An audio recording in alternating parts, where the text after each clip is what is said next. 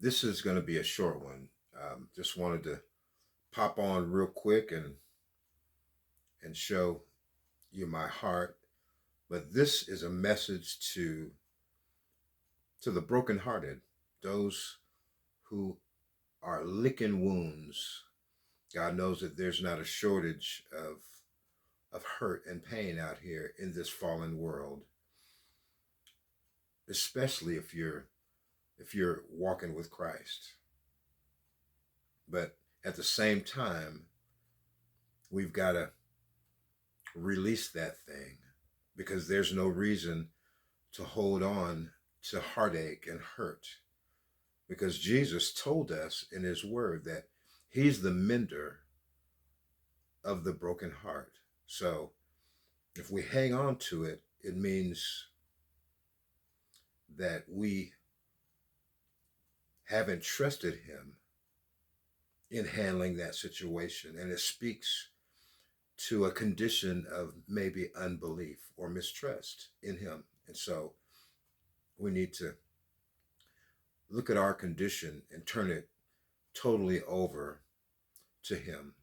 It's hard, I know, because we live in these feelings and these bodies, and our emotions are off the charts, especially when someone we perceived has done us wrong. But we've got to give it to the Lord in order not to be distracted from what he has called us to do. We can't be overcome with unforgiveness and revenge because of what people do. Jesus said in the last days that this would be the case, and we've got to get through it.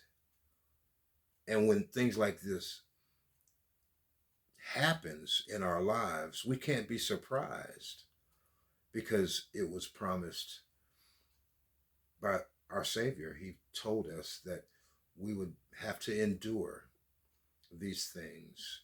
And so let's keep the focus, keep the faith, avoid operating in unbelief, believe through the circumstance that he would make it all right. For he says in his word, for all things work together for the good of those who love him and are called according to his purpose. So even though it hurts, it stings, we don't think we're going to get past it. We have to know that whatever the outcome is for our good.